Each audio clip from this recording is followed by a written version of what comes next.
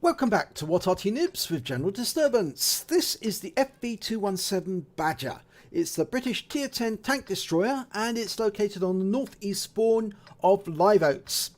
And it's under the command of Captain Ashstorm. And battle has commenced. Now the Badger, it's got a 123mm Mark 1 gun, the quick firing gun, the QQF. And it's got a particularly strong armour. It's built on the chassis of the Conqueror. It actually only existed in blueprints. They never actually built it, but blueprints is enough for wargaming to actually model and create a tank.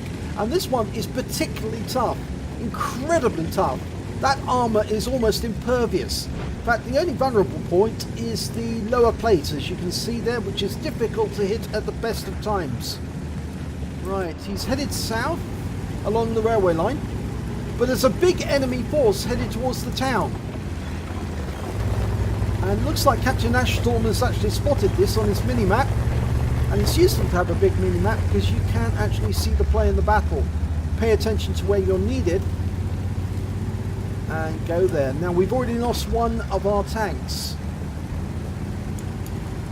It was an AMX 13105.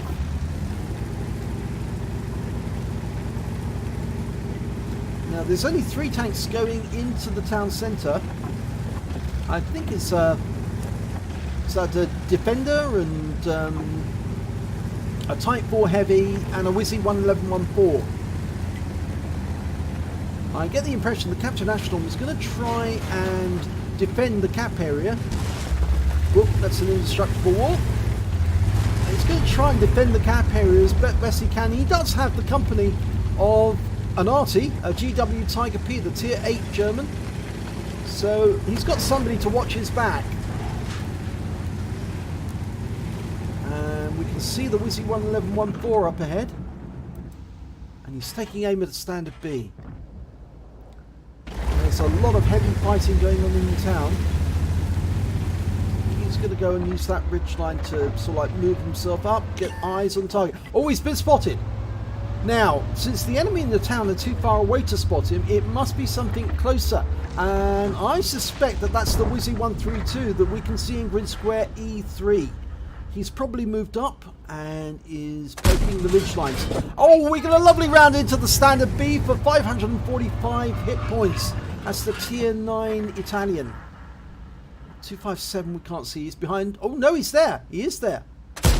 And we fired a round in trying to get that Sheridan, I think it was, moving through the camera. Through the reticule, rather.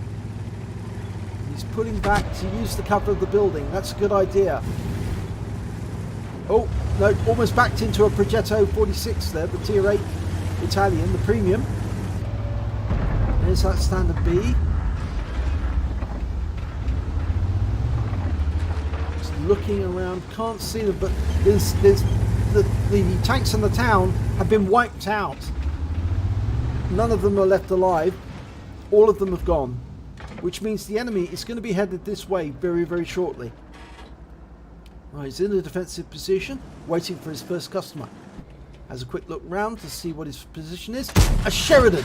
Oh, he tracks that one! And he's used his repair kit straight away. We're reloading. Fires a round in, gets another hit, this time for 415.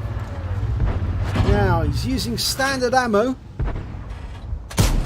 Fires a round into the Progetto 65, the Tier 10 Italian medium, with 4 shots in the reloader. Oh, he got 3673 out of us. And we've been tracked by the 50 TP. But we got a round into the 50 TP in return. Sheridan bounces us. And the 50 TP is down. First kill. But we get hit by the enemy arty. And I think the reason the enemy arty is relocated is primarily because their cap is under fire. A lot of our tanks are actually going after their cap right now. And it's forced their RT to relocate. Oh, good round into the 4502. 464. Now that would be a low roll, but because a standard alpha damage is 480. Okay, Progetto bounces around off us. Moves forward again. Bounces another round. And that one does critical damage. And we've bounced around from the 4502. Fantastic armor this tank has, this tank destroyer. Absolutely amazing. You can see the rounds, look at that. It's spattered all over the front of him. He's moving backwards and forwards. Throwing them off. Trying to feather a solution on the 4502. Doesn't need to worry because he gets taken out by the Conway. Now, there are enemy up ahead, but we just can't see them. And the Progetto 46 is going ahead to have a look for us. Meanwhile, the enemy are doing rather well in the enemy cap area. They've managed to wipe out our attack force, and we're now down to just 4 tanks on our team.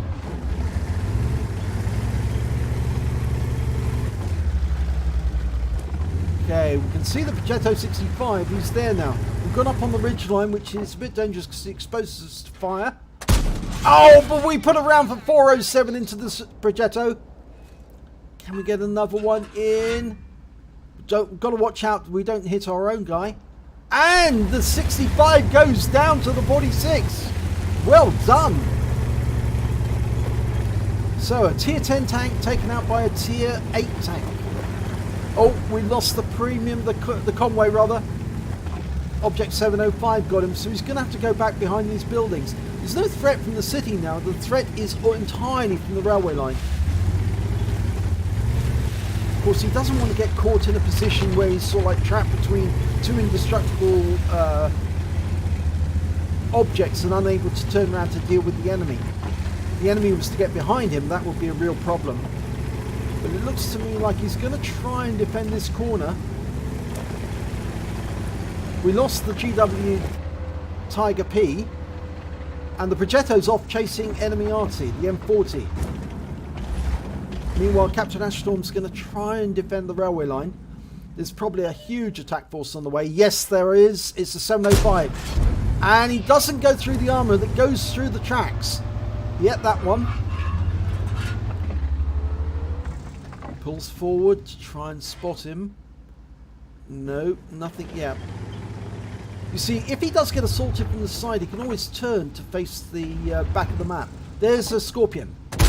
1 round in, 461, pulls back to hide his lower plates, bounces the round from the Scorpion. Fires another one in, but that one doesn't go through. Loads. And puts the Scorpion out the game. Second kill, bounces around from the 257, but that one from the 705 goes through the tracks. Now this is the big worry. If he gets tracked, he can get taken out. Now that one went through the tracks. Can't see the IS-3. Now we can. And that one was a good penetration. 412. And he's now bouncing more rounds from the others. 705. No, he's going to go for the IS-3 first. Pulls forward just to see him. Tries to go for the top of the tank, but it just bounces off the top. Going for the mass, centre mass. 480 hit points, and he's taken out the game by the Progetto 46, who's come back to help us. Now, in the meanwhile, he's been taking out the enemy arty, and the 705 is down. 493. That was a high roll. Good shot. Object 257. Pulling forward to try and get a feather on his... Can't see him because he's actually below that line in the water. He's hiding there. There's only 2 tanks left on the enemy team. And it looks like Captain Ashstorm has picked up the high caliber. There's the 257 below the ridgeline. He's been asked to platoon with the Progetto. And he bounces that one. And he has platoon with the Progetto. They both have 3 kills now, which means they're brothers in arms. Now, can they get these last enemy? 216. Oh, the Progetto is unloading into that 257. Captain Ashstorm is charging in. He's going to deal with that 257 face to face. And that means the 257 is in a very dangerous situation. The Progetto will be reloading whilst this is happening, and he'll have a full clip. And Captain Ashstorm gets 516 from the 257. Oh, we lost the Progetto. That means the brothers in arms is gone. And he tracked him there with that round. We're still waiting to see the T110E4. bounced that one off the side. He needs to get rid of this 257 so he can deal with the T124. And he kills the 257 whilst bouncing around off the front. And if we look at the front, look at this. It's pockmarked with bounces and ricochets.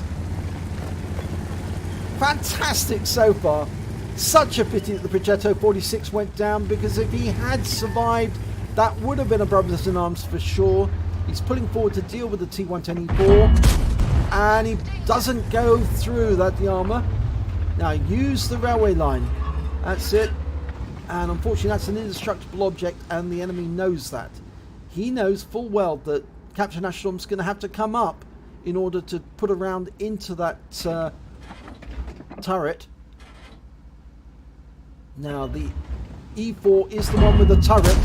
Oh, that one went straight through on the cheeks. 463. Look at that. Right on the side. Puts one through the lower plate. 421. It's a low roll, but we won't worry. They're face hugging. Go for the cheeks. Go for the cheeks. And he does. And he wins the game. Finishes off the E4. Fantastic game there by Captain Ashstorm. Look at his tank. It's covered in marks. And here's the end result. It's an ace tanker for Captain Ashstorm in the Badger. He did a fantastic job in that battle. He really carried the team. He defended the cap against all comers from either the town or from the railway line. He picked up a fire for effect for doing more damage to the hit points of his own vehicle. A fighter badge for getting at least 4 kills. He got 5 in that one. A shell proof for blocking more damage than the hit points of his own vehicle. A duelist for taking down 2 tanks that did damage to him during the battle. A bruiser medal for getting at least 5 critical hits. He got 8. A cool-headed for surviving at least 10 ricochets or non-penetrating shots in a row. A high caliber for dealing the most damage in the battle, and lastly he picked up a steel wall for receiving at least 11 hits, blocking at least 1,000 hit points of damage and surviving the battle. It's a fantastic round that was. Win 8 of 9269. That is a phenomenal Super Unicum standard battle, and he held his cool throughout that battle. He thought very carefully about what he was having to do, about defending from the town and then defending from the railway. He knew which way they were going to come from, and he positioned himself in such a way that the enemy couldn't track him and then assault him. So absolutely brilliant play. Let's have a look at the team scores. Highest damage, 7,880 hit points. The highest the enemy could do was the standard B. He did 3,293. And when it came to kills, he had 5, but the Object 257 on the enemy team had 5 as well. And when it came to base XP, 1,281. He absolutely monstered that. And the Progetto 46, his platoon mate, who unfortunately died during the process, he managed 1,109 XP, which is still an incredibly high score. And I'm hoping that the Progetto also managed to get an ace tanker, although we won't know unless we actually see the replay. But congratulations, Damien P98, because that was a really good round. And you came back to help after killing off the arty and making sure that Captain Ashstorm was able to complete the battle. And you were of great help during that battle. So let's have a look at the detail report. Well, he fired 31 rounds. He got 27 direct hits, 18 penetrations. So he did bounce a few rounds, but he did make it pay where it needed to pay. And he managed to finish off those last enemy. He did damage of 7,880 hit points, of which 1,973 were at more than 300 meters. He received no less than 22 hits during that battle, and only 3 of them penetrated. The rest were non-penetrations. He blocked damage of 8,870 hit points. He damaged 10 of the enemy, that's 2/3 of the enemy team, and killed 5 of the enemy, 1/3 of the enemy team, and caused damage assistance of 800 hit points. On a premium account, he earned 80,525 credits. And after repair and ammunition resupply, and the ammunition was expensive because he was using some premium rounds there, and he did have to pay 120,000 for replacing all those shells, as well as premium consumables. He actually suffered a loss during the battle of 74,790. He also received 4 bonds, got XP of 1,921 times 5 for the first victory, and an additional 960 from personal reserves. So he actually took away 10,568 XP altogether, and that's an absolutely huge game in terms of earning XP. And I don't think he'll mind in the slightest having to pay that credit total for such an award-winning game. This was a truly excellent display of how the FV217 Badger can really carry a team if it has to. So congratulations, Captain Ashstorm. Fantastic battle. Really pleased that we could do the video for you. If you enjoyed this video, please give it a like and do subscribe to our channel, and hopefully it'll be your replay that I'll be featuring in the next video.